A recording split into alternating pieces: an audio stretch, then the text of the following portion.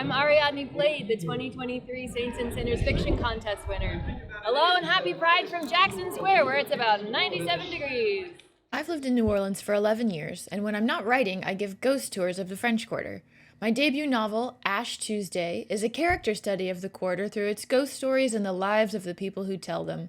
I'd love to take you on a little tour of a few of the French Quarter's most haunted sites through the eyes of some of my favorite characters in Ash Tuesday. The Ursuline Convent is the oldest building in New Orleans still standing, dating all the way back to 1745. The Ursuline nuns had a pretty important role to play in early New Orleans history, working to educate and uplift the city's early population, many of whom were convicts and ne'er-do-wells who were sent here from France.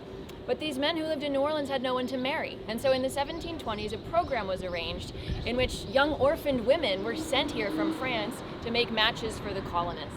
In my novel Ash Tuesday, the story of the Casket Girls is told by Angela, an extroverted but lonely tour guide whose own struggles to find acceptance are reflected in this tale. I'll let her tell the rest. Soon the matches are made, and many of the Casket Girls are married off to local men. But alas, a great number of these marriages do not end well. Some of the Casket Girls are discarded by their husbands within weeks, left to fend for themselves and forced into prostitution. Others are mistreated and abused. Around this time, the death rate in the city shoots suddenly upward. There are more murders, more grisly and gruesome deaths than ever before. Finally, the King of France receives word of how badly the experiment with the Casket Girls has turned out and orders their return home. The nuns are sent to retrieve the girls' caskets from the attic of the convent where they've been stored. These caskets contain everything the young ladies brought with them from France, contents which will surely be required for the return journey.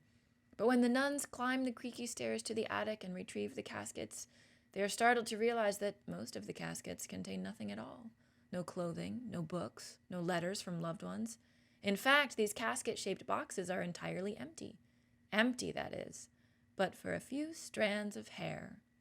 Rumors spread, and soon, whenever the Casket Girls are mentioned, another word is whispered as well. Vampire. By far the most haunted site in New Orleans, the Lalaurie Mansion was made famous by American Horror Story, which portrayed the wicked deeds of its despicable owner, Delphine Lalaurie. In 1834, after a house fire, it was discovered that this wealthy socialite had been torturing and murdering enslaved people in the attic of the mansion. In Ash Tuesday, the story of the Lalaurie Mansion is told by Veda, a tour guide, a young trans woman who can see ghosts. Night after night, she's tormented by the spirits at the Lalaurie Mansion, whose desperation to be seen and recognized reflect her own struggles to escape her traumatic past. Veda went on to describe the other victims in the torture chamber. The man whose nose had been cut off, his face crawling with maggots, a hole drilled in his skull in order to stir his brains. The beautiful young woman covered in small, deep cuts, whose blood Madame had drained every night, then smeared herself with as an antidote to aging.